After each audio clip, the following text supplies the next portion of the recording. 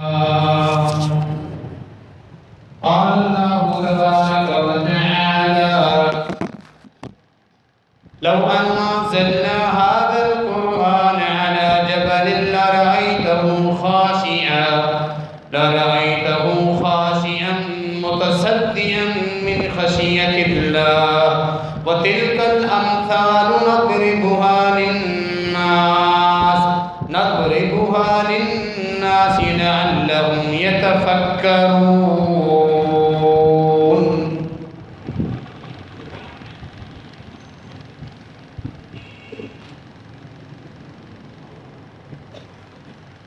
سورۃ العصر کی ایک آیت مبارکہ آپ کے سامنے تلاوت کی ہے۔ اللہ رب العالمین نے اس آیت مبارکہ میں اپنے کلام قرآن مجید کی طاقت اور اس کے اثر کا ذکر فرمایا ہے۔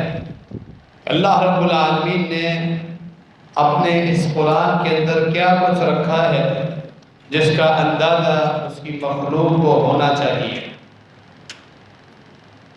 فرمایا کہ ہمارے اس کلام کے اندر جو کہ اللہ رب العالمین کی صفت اور اللہ کا کلام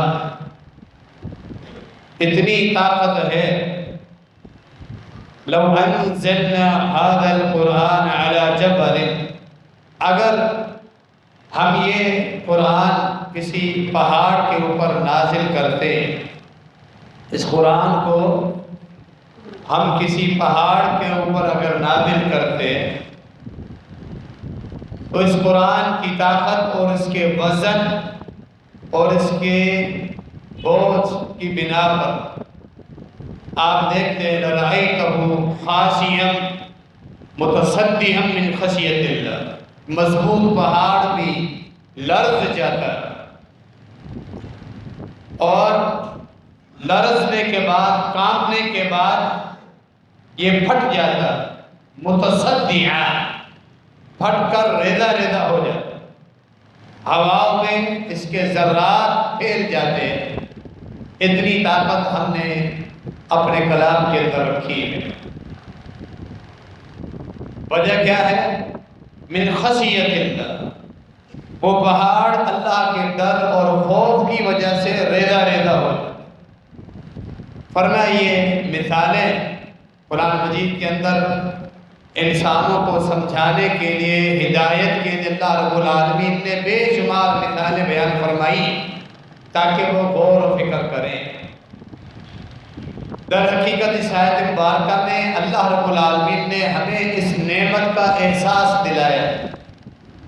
یہ قرآن ایک عام کتاب نہیں ہے، اللہ رب العالمین کا ایک کلام جس کو جو سمجھے گا دل سے، اس کا دل اللہ کے خوف اور خشیت الہی سے ضرور نرم پڑ جائے۔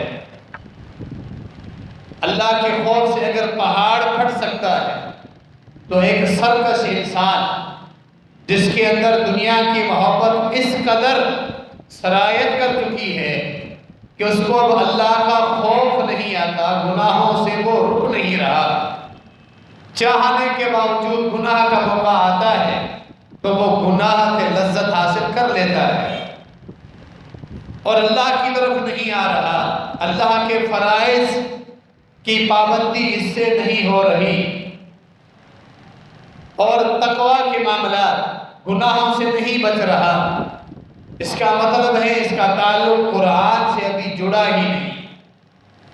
اللہ رب العالمین کے کلام کو پڑھنا، اس کو پھر سمجھنا، کہ دلوں کو نرم کرنے کے لیے اللہ رب العالمین نے ہمیں ایک بہترین نسخہ عطا فرمایا ہے، وہ قرآن مجید کی صورت میں۔ بات صرف یہی ہے کہ اس کو پڑھا جائے اور اس کو سمجھایا جائے۔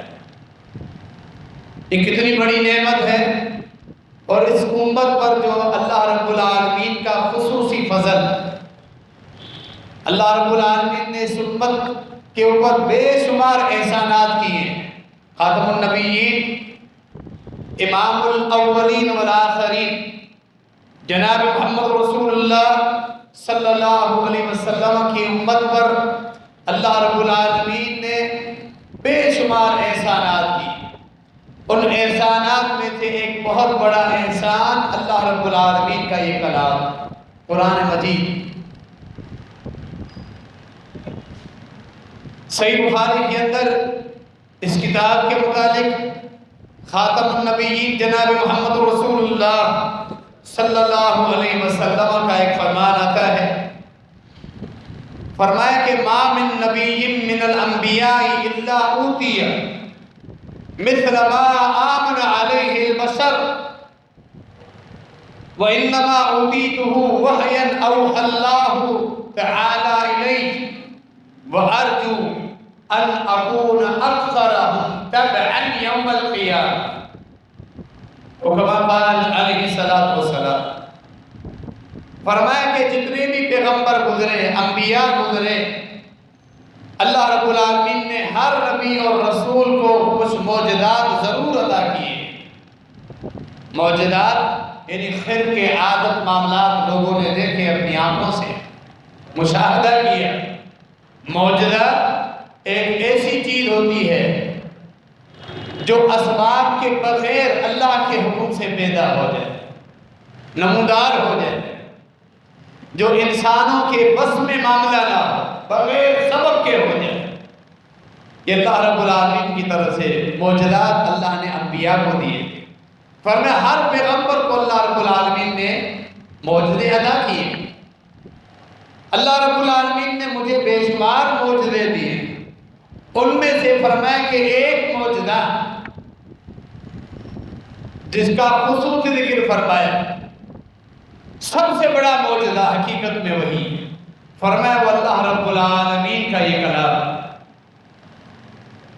وحی کی صورت میں اللہ نے جو کلام مجھ پر اتارا ہے، اللہ نے مجھے یہ معجزہ عطا کی، یعنی بے شمار معجزے عطا کی۔ چاند کے بھی 2 ٹکڑے ہوئے، اور کئی موقعوں پر جب سفر میں، حضر میں، بھوک اور پیاس کے موقعوں پر پانی ختم ہو جاتا، رسول اللہ صلی اللہ علیہ وسلم تھوڑا سا پانی آپ کو دیا جاتا، اس کے اندر اپنا مبارک ہاتھ ڈالتے، ہاتھوں کی انگلیوں کے درمیان میں تھے بہتے ہوئے چشموں کی طرح پانی بہہ کر نکلتا۔ صحابہ نے اپنی آنکھوں سے دیکھا، کہیں کھانے میں برکتیں ہوئی، تھوڑا سا کھانا کئی سو لوگوں کے لیے کافی ہو جاتا اور بچ جاتا، کہیں اس طرح پانی فواروں کی صورت میں نکلتا۔ چاند کے 2 ٹکڑے کے علاوہ معجزات کا ذکر ہے۔ فرمایا ان معجزات میں سے سب سے بڑا معجزہ ہے اللہ رب العالمین کی کتاب وحی کی صورت میں، یہ اللہ کا کلام۔ یہاں فرمایا مجھے اللہ رب العالمین سے امید ہے قیامت کے دن میری امت کی تعداد سب سے زیادہ ہو۔ وجہ کیا ہے؟ باقی انبیاء کو جو معجزات اللہ رب العالمین نے دیے، وہ ان کی وفات کے ساتھ معجزے ختم ہو گئے، غائب ہو گئے، اس دنیا سے ان کا وجود ختم ہو گیا معجزوں کا۔ اللہ کے پیغمبر ہر نبی کی وفات کے ساتھ معجزہ بھی غائب ہوگا، لیکن اللہ رب العالمین نے مجھے جو معجزہ دیا ہے قرآن کی صورت میں، فرمایا یہ معجزہ قیامت تک برقرار رہے گا، جس کی حفاظت کا ذمہ اللہ رب العالمین نے خود اٹھایا۔ ایک ایک حرف، زبر و زیر، جزم اور شد و مد وغیرہ، کسی ایک ایک حرف میں بھی کسی کو طاقت نہیں کہ ہیر پھیر کر سکے۔ معجزہ جو نسخوں میں کتابوں کی صورت میں بھی محفوظ ہے، تو حفاظ اور قرائے کرام کے سینوں میں بھی محفوظ ہے۔ یہ معجزہ پوری دنیا مل کر، فرمایا تم جنات کو ملاؤ، بڑے بڑے علماء، ادب اور لغت کے علماء ماہرین مل کر بیٹھ جاؤ، اس جیسا قرآن بنا کے دکھاؤ۔ پھر فرمایا بھلا 10 صورتیں بناؤ۔ عاجز آ گئے اس وقت کے عرب بھی، اور یہ چیلنج آج تک برقرار ہے، قیامت تک برقرار رہے۔ لوگ عاجز، یہ اسلام کی حقانیت ہے۔ جو روز روشن کی طرح چمک رہی ہیں، ایمان نہ لانے والے اپنے آپ کو دھوکہ دے رہے ہیں۔ جس طرح دن کی روشنی میں کوئی انسان اپنی آنکھیں بند کر لیتا ہے تو وہ اپنے آپ کو دھوکہ دے رہا ہے اور بولے کہ اندھیرا ہے، لیکن دن کی روشنی کا انکار کوئی نہیں کر سکتا۔ پھر چیلنج دیا ایک سورت کا، سب سے چھوٹی سورت سورہ الکوثر، جس کی 3 آیات، ایسی بھلا 3 آیات اسی ترتیب سے، اسی طرح کے بلاغت اور فصاحت میں، جس کے اندر سمندر اور خزانے بھرے ہوئے ہیں، اس طرح کے الفاظ اور معانی کے ساتھ 3 آیات ہی عربی کلام کی جوڑ کے دکھاؤ تو خود عرب ہو۔ عرب کو بھی چیلنج ہے، عجم کو بھی چیلنج ہے، جنات کو بھی چیلنج ہے۔ پوری دنیا میں علوم ترقی کتنی کر رہے ہیں، یہ لوگ آسمانوں تک پہنچ گئے، چاند تک پہنچ گئے، پرندوں کی طرح ہواؤں میں اڑ رہے ہیں، مچھلیوں کی طرح سمندر میں تیر رہے ہیں، پہاڑوں میں سرنگیں نکال رہے ہیں، زیر زمین سرنگیں نکال رہے ہیں، سفر کر رہے ہیں، سارے معاملات اتنے علوم آ گئے۔ اللہ رب العالمین کے قرآن کی چھوٹی سی 3 آیات تو جوڑ کے دکھاؤ، آج تک لوگ عاجز ہیں۔ یہ معجزہ ہے، اور قیامت تک لوگ عاجز ہی رہیں گے، بے بس رہیں گے۔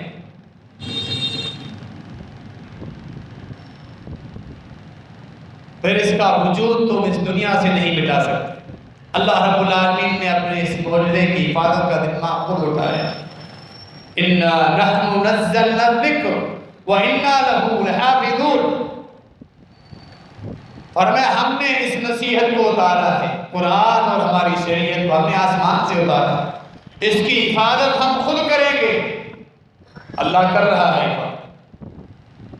14 صدیاں، 1400 سال گزر چکے، شریعت کا، قرآن مجید کے احکامات کا ایک مسئلہ بھی کوئی تبدیل نہیں کر سکا۔ اللہ نے حفاظت کی ہے، حفاظت قیامت تک رہے گی۔ نسخوں کی صورت میں حفاظ اور قراء علماء کے سینوں میں حفاظت کی صورت، اور یہ حفاظت بل هو آیات بینات فی صدور الذین اوتوا العلم، فرمایا یہ تو میری واضح آیات ہیں جو میں نے محفوظ کر دی ہے علماء کے سینوں میں، علماء کے سینوں میں محفوظ ہے۔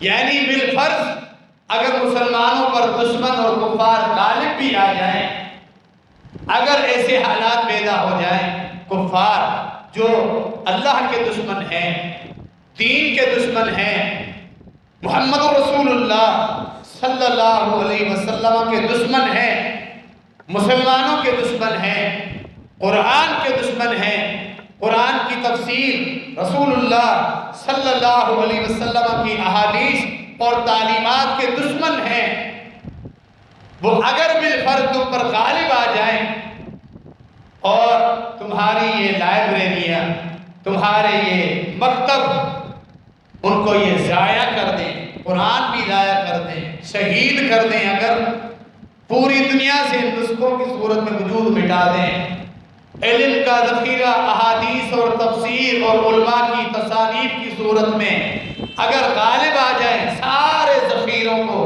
جلا کے راکھ کر دیں، اگر اسلام کو نہیں مٹا سکتے، کیوں؟ اللہ رب العالمین نے ان کی حفاظت نہ صرف نسخوں کی صورت میں کی ہے، علماء حفاظ کے سینوں کی صورت میں بھی کی ہے۔ ایک حافظ کے سینے سے تم قرآن کیسے نکال سکتے ہو؟ یہ حفاظت کتنا مقام و مرتبہ بلند ہوتا ہے ایک حافظ قرآن، جس کا سینہ ایک مضبوط صندوق ہے، شیشہ پلائی ہوئی ایک مضبوط صندوق ہے۔ ایک حافظ قرآن کا سینہ یہ اللہ کے دین کا سپاہی ہے، جس نے اپنے سینے میں اللہ رب العالمین کا قرآن محفوظ کر لیا۔ نکال کے دکھاؤ اس کے سینے سے، اس کو تم قتل نہیں مٹا سکتے۔ علماء کو جو علم اللہ نے دیا ہے، अहादीस के हुफ़ाज़, मसाइल के हुफ़ाज़ लोगों को फर ज़बानी जहाँ मुलाकात मिल जाए उलमा लोग रोक लेते हैं, मसाइल पूछते हैं। जो इल्म सीनों में महफूज है उसके दरीचे खोल कर लोगों की रहनुमाइयाँ करते रहते हैं। उनके सीनों से कैसे ज़ाया करोगे ये कुरान, ये उलूम, ये फतावे, अहादीस के हवाले। अल्लाह रब्बुल आलमीन ने अपने दीन की इस तरह हिफाजत की, कुरान की इसी तरह हिफाजत की। फरमाया अल्लाह ने मुझे मौजज़ा ये दी। कितनी बड़ी नेमत हम मुसलमानों को अल्लाह रब्बुल आलमीन ने अता फरमाई। फरमाया ये क़यामत तक बरकरार रहे। ये हम पर एहसान है, अल्लाह का कितना बड़ा फजल। इस मौजज़े को हम छू सकते हैं, देख सकते हैं, पढ़ सकते हैं। अल्लाह का कलाम, अल्लाह हमसे क्या फरमा रहा है, अल्लाह की मुनाजात, अल्लाह की सरगोशियाँ, अल्लाह का वाद, अल्लाह की खैर खाही। पूरा कुरान हमारे लिए अल्लाह की तरफ से खैर खाही का एक पैगाम। पढ़ो, समझो, अल्लाह के हो जाओ, अपनी आखिरत बनाओ, जन्नत में जगह बनाओ, जहन्नुम से निजात के असबाब बनाओ, दुनिया में इज्जत हासिल करो। पढ़ो इस कुरान को। अल्लाह ने ये सारे खजाने सारे रात इस किताब के अंदर समो दिए। तुम पढ़ो इस कुरान, ये मौजूदा है, तुम अपनी आंखों से देख। रसूलुल्लाह सल्लल्लाहु अलैहि वसल्लम की वफात हो गई, लेकिन आप सल्लल्लाहु अलैहि वसल्लम का ये मौजूदा क़यामत तक बरकरार है। इसकी तिलावत करो, एक बेहतरीन कारी से इसकी तिलावत सुनो, अपने मन को, अपने दिल को, अपने कानों को तस्कीन पहुंचाओ, ठंडक पहुंचाओ। कुरान के कारी इस पूरी दुनिया में कितने बेशुमार ममालिक हैं, अरब के ममालिक, अजम के ममालिक, हर एक कारी इसको तजवीद और लहन तलफ़्फ़ुज़ के साथ पढ़ता है। हर कारी का लहजा अपना अलग है। जितने कुर्रा उतने लहजे इस कुरान के मौजूद, हर लहजे का मज़ा ही अपना है, हर लहजे का असर और उसकी तस्कीन ही अपनी है। मिस्र के कुर्रा हों, अरब के कुर्रा हों, अजम के कुर्रा हों, हर इलाके के कुर्रा हों, कारियों को लेकर आए। एक एक कारी का लहज कुरान को एक खूबसूरत अंदाज से पढ़ रहा है। ये मुर्जा नहीं तो क्या है। इसके बावजूद गैर मुस्लिम दुश्मनी पर उतर आए हैं और हम इस नेमत की कदर ना करें कि अपने आप पर जुल्म, ना इसको हाथ लगाएं, ना इसको पढ़ें, ना इसका तर्जमा पढ़ें, ना इसको समझें, तो फिर ये घाटे का सौदा है। जिन्नात ने पहली दफा जब ये कुरान सुना, नबी अलैहिस्सलाम को अल्लाह रब्बुल आलमीन ने जब नबूवत अता फरमाई, रिसालत अता फरमाई, पहले सरकश शयातीन जो आसमान पर आज़ादी से बातें सुनते थे मलाउल आला की, आके नुजूमियों को, काहिनों को बताते थे, पाबंदी लगी। आपस में मुशावरत की, कोई तब्दीली आई है, कोई बड़ा मामला दुनिया में जाहिर हुआ है कि हम पर पाबंदी लगी। दुनिया का कोना कोना छान मारो, देखो तो सही तुम्हें क्या नई चीज मिलती है। फजर का वक्त था, जिन्नों की एक जमात मक्के में तिहामा के इलाके, मक्के के करीब उन्होंने देखा कि एक शख्स मोहम्मद बिन अब्दुल्ला, जो कि मोहम्मद रसूलुल्लाह भी है सल्लल्लाहु अलैहि वसल्लम, अपने कुछ साथियों को लेके, क्योंकि पाबंदी थी, मक्के के मुशरिकीन तकलीफें पहुंचा रहे थे, छुपकर इबादत करने वाला मरहला चल रहा था, तिहामा और नखल के इलाके की तरफ जा रहे हैं। ये अजीम शख्सियत बड़ी संजीदगी वक़ार के साथ अपने साथियों को कहाँ लेकर जा रही है। अजान होती है, उस बाग में इकामत लगती है, मोहम्मद रसूलुल्लाह आगे इमामत करवाते हैं, पीछे सफ़े बन जाती हैं, तिलावत शुरू होती है, कुरान सुनते हैं। जिन्नात एक दूसरे से कहते हैं इस कलाम का अंदाज, लबो लहजा, मानी, तौहीद का जिक्र बिल्कुल उसी तरह है جس طرح اللہ رب العالمین نے موسیٰ علیہ السلام پہ تورات اتاری تھی۔ کس طرح غور کر کے سن رہے ہیں اس قرآن سے، کس طرح متاثر ہو رہے ہیں، اثر لے رہے ہیں۔ پھر جب نماز مکمل ہوتی ہے ایک دوسرے سے کہتے ہیں یہی تبدیلی، یہی وہ فرق ہے کہ اب ہم پر آسمانوں پر بھی پابندیاں لگ گئی ہیں، اللہ کے رسول آ چکے ہیں، خاتم النبیین جن کی پیشن گوئیاں، جنات بھی تورات کے عالم تھے، انجیل کے، جس طرح اب بھی جنات قرآن کے علماء موجود ہیں۔ کہا کہ یہ جو نشانیاں بتائی گئی ہیں، آخری پیغمبر آئے گا، ہجرت بھی کرے گا، چھپ کر شروع میں عبادتیں کرے گا، اس کو غلبہ ملے گا، اس کے دو قبلے ہوں گے، ساری نشانیاں ہم تو اسی میں دیکھ رہے ہیں۔ اور یہ جو کلام ہے اللہ کا ہی کلام ہے، کسی انسان کا کلام نہیں۔ وَلَّوْا إِلَىٰ قَوْمِهِمْ مُنذِرِينَ سورۃ الاحقاف۔ قرآن سن کے اپنے عقائد کو درست کرتے ہیں، شرک سے توبہ کرتے ہیں، اسی محفل میں، اسی موقع پر ادھر قرآن سنا، سمجھا اور اپنے شرک کے عقائد سے توبہ کرتے۔ قرآن کا اصل بنیادی موضوع ہی رب العالمین کی توحید ہے،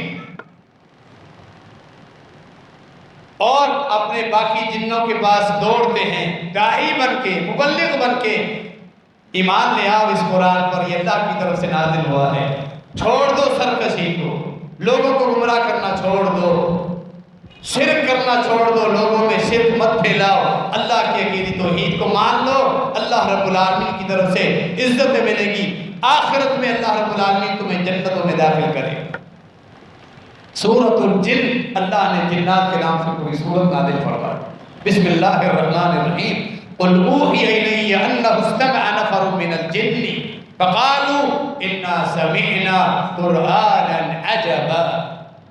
اے پیغمبر صلی اللہ تعالی علیہ وآلہ وسلم کہہ دیجئے مجھ پر وحی کر کے مجھے بتایا گیا ہے، جنات کی ایک جماعت نے یہ قرآن کان لگا کر سنا ہے۔ یہ ادب ہے، قرآن سنو بھی کان لگا کر سننے کا مطلب ہے اس کو سمجھنے کے لیے سنو، پڑھو جب بھی کوشش کرو تمہیں سمجھ میں آئے۔ دنیاوی فتنوں نے ہمیں قرآن کی اس زبان عربی سے دور کر دیا، پتہ ہی نہیں آج کے مسلمانوں کو، نماز میں کھڑا ہوا ہے، نہ امام کو پتا ہے میں کیا پڑھ رہا ہوں، نہ مقتدی کو پتا ہے اللہ کی کیا باتیں ہمارے ساتھ ہو رہی ہیں، کیسے سمجھیں؟ بعد میں اتنا وقت بھی نہیں کہ اس کی تلاوت کرتے ہیں، اس کا ترجمہ پڑھیں، اس کو سمجھیں۔ استماع، انہوں نے کان لگا کے سنا، ہدایت بھی ملی، کہنے لگے کتنا زبردست کلام ہم نے سنا۔ اس کا پھر خلاصہ کیا ہے؟ اگلی آیت یہدی الی الرشد فآمنا بہ ولن نشرک بربنا احدا۔ یہ قرآن ہدایت اور رشد کی طرف بلاتا ہے، رشد و ہدایت کا سر چشمہ ہے یہ قرآن، ہم اس پر ایمان لے کر آئے ہیں اور آج کے بعد اللہ کے ساتھ کسی کو شریک نہیں ٹھہرائے۔ یہ جنات نے اعلان کیا، قرآن کو پڑھ سنا سمجھا۔ آج جگہ جگہ شرک کے اڈے کیوں ہیں؟ حالانکہ مدارس ہیں، قرآن بچوں کو پڑھایا جاتا ہے، قاری موجود ہیں، لیکن قرآن کے معانی اور مفاہیم سمجھنے کے لیے کوئی تیار نہیں۔ باپ دادا کی طرف سے ملے ہوئے موروثی نظریات، شرکیہ عقائد، بزرگوں اولیاء کرام جو فوت ہو چکے ہیں ان کی محبت اور عقیدت میں غلو کر کے رب کے اختیارات جو دے چکے ہیں ان کو چھوڑنے کے لیے تیار نہیں۔ قرآن پڑھتا ہے، بہترین قاری ہے، بہترین تلفظ ہے، لیکن نہ معانی ہے، نہ مفہوم ہے، نہ قرآن کے پیغام پر عمل۔ قرآن پر ایمان لانے کے بے شمار تقاضے ہیں، گزشتہ خطبہ بھی ہمارا اسی موضوع پر ہوا، ایک وسیع موضوع ہے یہ کہ کئی زاویے ہیں، کس کس زاویے کو بیان کیا جائے کہ ہمارا تعلق آج قرآن کے ساتھ کہاں تک باقی رہ گیا ہے، سوچنے کا مقام ہے۔ اپنا ہم جائزہ لیں کہ گھر والوں کا، اپنی اولاد کا، رشتہ داروں کا سب سے بنیادی پیغام کہ اس قرآن کی وجہ سے آیا عقائد درست ہوئے، اس قرآن کی وجہ سے اللہ کے حقوق ہم پورے کر رہے ہیں، حلال و حرام میں فرق کر رہے ہیں، یہ چیز مطلوب ہے۔ وگرنہ اللہ رب العالمین نے ایک مثال دی ہے سورۃ الجمعہ کے اندر، یہودیوں کی مثال دی، مثل الذین حملوا التوراۃ ثم لم يحملوها كمثل الحمار يحمل اسفارا بئس مثل القوم الذين كذبوا بآيات الله والله لا يهدي القوم الظالمين۔ فرمایا یہودیوں کو ہم نے تورات دی، تورات پہ عمل نہیں کیے، تورات کے احکامات بدل دیے۔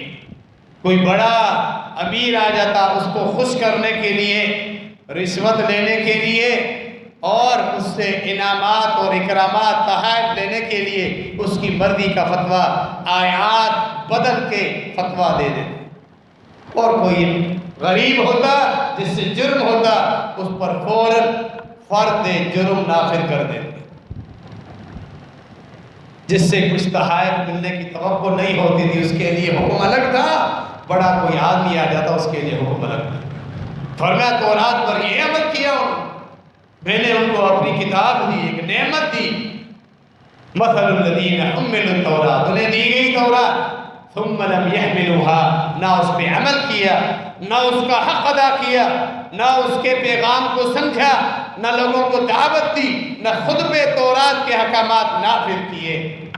فرمایا کمثل الحمار يحمل اسفارا، ان کی مثال گدھے کی طرح ہے، گدھے پر تم کتابوں کا ڈھیر رکھ دو، بے شمار کتابیں رکھ دو، بڑے بڑے علوم والی کتابیں گدھے پر رکھ دو۔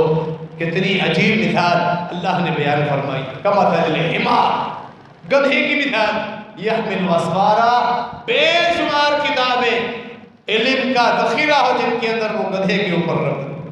اللہ نے فرمایا جو لوگ اللہ کی آیات کو جھٹلاتے ہیں ان کے لیے بڑی بری مثالیں ہیں، اللہ نے یہ مثال دی۔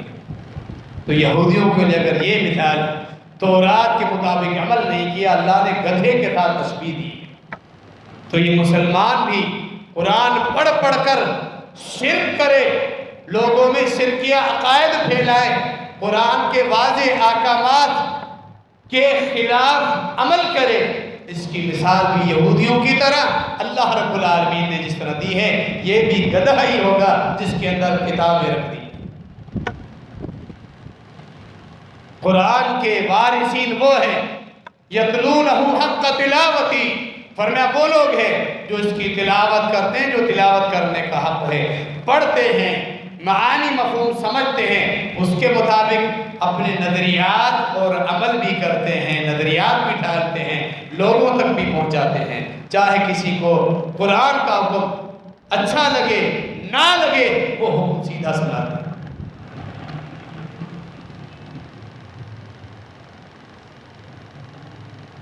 یہ قرآن مجید اللہ رب العالمین کی کتنی بڑی نعمت ہے، اس کو پڑھنا، اس کو اپنانا، حفاظت کے لیے قرآن مجید کی تلاوت کرنا۔ سورہ فاتحہ کو رقیہ کہا گیا، آیت الکرسی رات کو جو پڑھے ساری رات ایک فرشتہ نگرانی کرتا ہے۔ سورۃ البقرہ کی آخری دو آیات آمن الرسول سے آخر تک جو پڑھے ساری رات کے لیے وہ کافی ہو جاتی۔ فرمایا کا بتاؤ اخلاص فلق ناس آخری تینوں قل پڑھ کے اپنے آپ پہ دم کرو، ساری رات تمہاری حفاظت رہے گی شیاطین کے وسوسوں سے، برے خوابوں سے، زہریلی چیز کے ڈسنے سے، اس کے ڈنگ مارنے سے، ڈاکوؤں اور چوروں کے نقصان سے، ہر چیز سے اللہ نے حفاظت کا ذمہ تمہیں قرآن میں دیا۔ تم نے کیا کیا؟ ایک دھاگا باندھا، ایک کڑا پہن لیا، لوہے کا کڑا، دھاگا گلے میں باندھ لیا یا کلائی میں باندھ لیا، پاؤں میں باندھ لیا، تم نے اسی کو کافی سمجھا، اللہ کی کتاب کو چھوڑ دی۔ نبی مکرم جناب محمد رسول اللہ صلی اللہ علیہ وسلم پر یہودی نے جادو کیا، صحیح بخاری کی واضح حدیث موجود۔ جادو کا اثر صرف اتنا ہوا کیونکہ آپ اللہ کے پیغمبر تھے، کسی کو دنیا میں اتنی طاقت نہیں تھی کسی پیغمبر پر اتنا کوئی وہ نقصان پہنچائے کہ وہ اللہ کے دین اور شریعت کو ہی تبلیغ شریعت کی تبلیغ کرنے سے وہ قاصر ہو جائے، نہیں، اللہ نے انبیاء کی خصوصی حفاظت فرمائی۔ ہاں دنیاوی معاملات میں آپ پر اتنا اثر ہوا، کام کاج اور دنیاوی معاملات میں آپ کچھ کرنا چاہتے پھر آپ بھول جاتے، کر نہیں پاتے، محسوس ہوا کچھ ہے میرے ساتھ، طبیعت میں بھاری پن بوجھل سے محسوس کرنے لگے۔ اللہ رب العالمین نے بالآخر نبی علیہ السلام نے ایک رات اٹھ کر خوب اللہ سے دعا کی، اللہ میرے ساتھ کچھ ہے، دعا ربہ، خوب دعائیں کی۔ انبیاء بھی جب پریشانی آتی تھی اللہ سے ہی دعائیں مانگتے، پریشانیوں اللہ سے کثرت کے ساتھ دعائیں مانگتے، کبھی مایوس نہ ہو، تھکو نہیں، نہ ہی اللہ سے بدگمان، خوب دعائیں کرو، اللہ ضرور پورے کرے۔ 2 فرشتوں کو بھیجا، آپ صلی اللہ علیہ وسلم سوئے ہوئے خواب کی صورت میں، انبیاء کا خواب بھی وحی کی ایک قسم ہوا کرتی تھی۔ دونوں فرشتوں نے آپ کو بتایا، پھر فلق اور ناس لے کر آئے، آپ یہ پڑھیں، ایک آیت پڑھنے پہ جس ظالم نے جادو کیا ہے اس کی جادو کی جتنی گرہ ہیں وہ کھلتی جائے گی۔ یہ قرآن اللہ رب العالمین نے ہمیں دی۔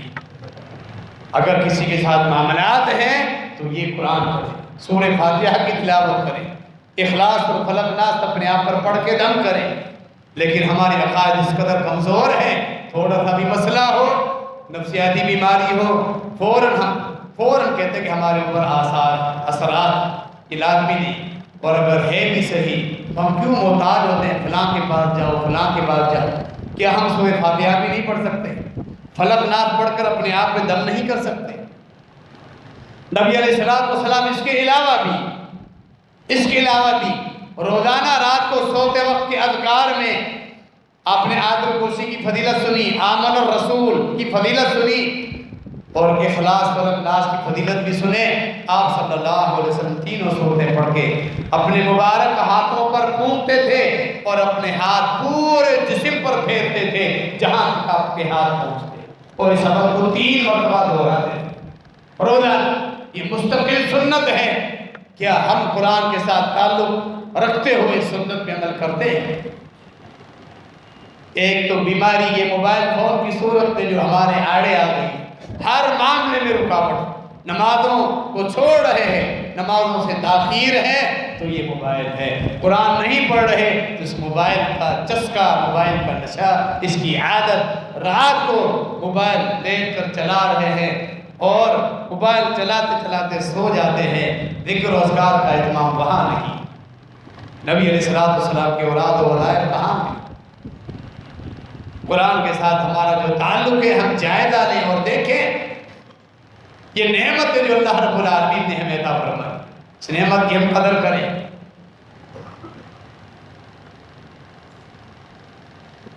یہ قرآن عزتیں دیتا ہے۔ عمر بن سلمہ کا واقعہ آپ دیکھیں، اللہ رب العالمین نے قرآن کی وجہ سے کیا مقام و مرتبہ دی۔ فرمایا نبی علیہ السلام نے جب ان کے قبیلے والوں نے اسلام قبول کیا، عمر بن سلمہ کہتے ہیں اسلام قبول کرنے سے پہلے، صحیح بخاری کے اندر آپ کا واقعہ موجود، امام بخاری رحمہ اللہ نے عنوان قائم کیا ہے، چھوٹا بچہ سمجھدار ہے، بس 6-7 سال کا بچہ سمجھدار ہے، اگر وہ سب سے زیادہ علاقے میں قرآن کا حافظ ہے، امامت کا حقدار وہی، کہتے ہیں اسلام قبول کرنے سے پہلے مختلف قبیلے مدینے جاتے پھر واپس آتے، ہمارا قبیلہ مدینے کے راستے پر تھا، لوگ وہاں پڑاؤ ڈالتے، میں ان سے قرآن سنتا، میرے والد محترم پوچھتے کہ اس پیغمبر، اس آدمی جو نبوت کا دعویٰ کرتا ہے تو کیا سیکھ کر آئے ہو؟ وہ بتاتے پھر قرآن پڑھ کے سناتے، قرآن اللہ کا ایسا کلام ہے، چھوٹا بچہ میں سنتا رہتا، مجھے حفظ ہوتا گیا، سنتا رہتا، حفظ ہوتا گیا۔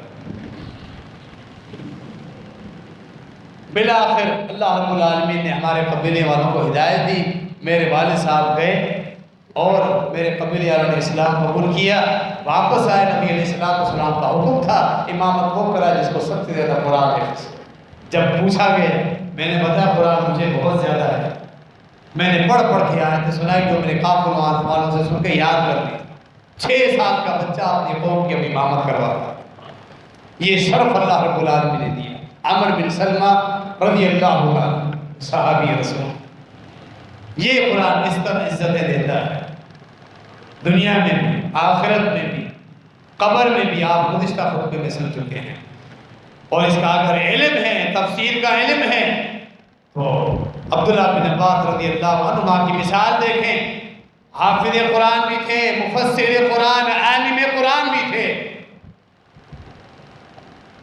امیر المومنین خلیفہ ثانی سیدنا عمر بن خطاب رضی اللہ تعالی عنہ ان کی خاص مجلس شورا میں بیٹھا کرتے تھے۔ ان کی مجلس میں بڑے بڑے فقہاء صحابہ کرام بیٹھا کرتے تھے، ہر ایک کو بیٹھنے کی اجازت نہیں تھی۔ کسی نے ایک دفعہ سوال کر لیا، امیر المومنین یہ نوجوان 15-16 سال کا بچہ آپ کی محفل میں بیٹھتا ہے، ہمارے بھی بچے ہیں اس طرح، ہم بھی یہ شرف سمجھتے ہیں کہ ہماری اولادیں بھی آپ کی مجلس میں بیٹھے ہیں۔ فرمایا کہ اللہ رب العالمین نے اس کو علم دیا ہے، اس وجہ سے بٹھایا۔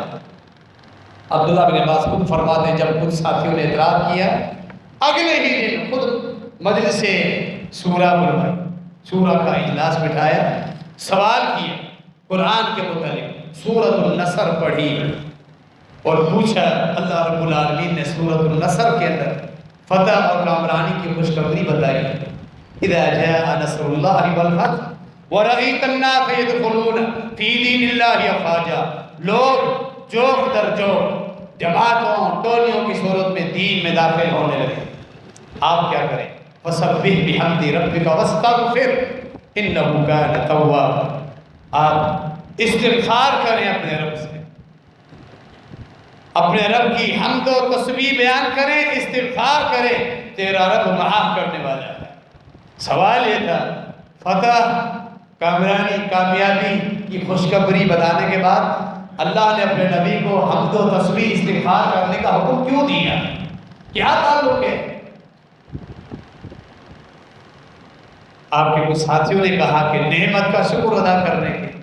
کسی نے کیا جواب؟ فرمایا نہیں، اصل چیز تک تم پہنچے ہی نہیں ہو جو راز اس صورت کے اندر اللہ رب العالمین نے رکھا۔ اے عبداللہ ابن عباس آپ بتائیں۔ فرمایا عبداللہ بن عباس نے فرمایا حقیقت میں اللہ رب العالمین نے اس صورت مبارکہ میں نبی علیہ السلام کو اطلاع دی، آپ کی وفات اب قریب،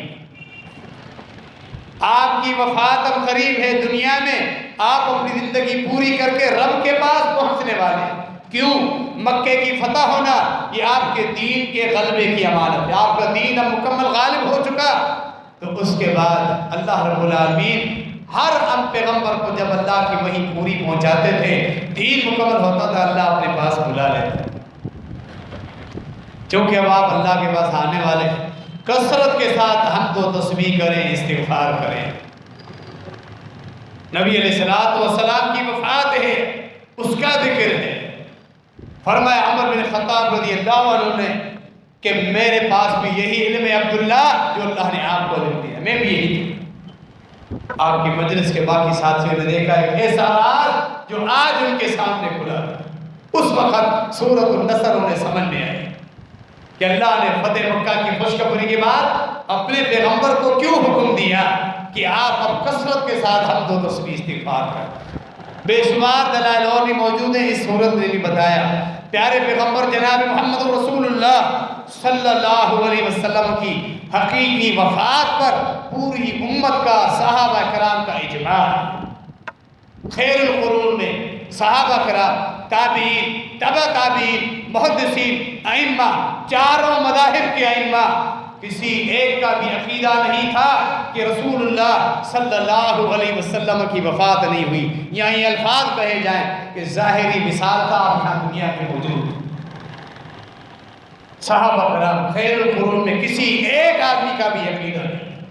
1-1.5 صدی پہلے محبت کے نام پہ غلو ہوا اور یہ عقیدہ بھی گھڑ لیا گیا کہ آپ وفات سے بھی پاک ہیں، آپ دنیا میں موجود ہیں تاکہ شرک کے دروازے کھلے رہیں۔ سورۃ النصر کیا یہ واقعہ جو عمر بن خطاب کی مجلس میں ہوا صحیح بخاری میں موجود ہے۔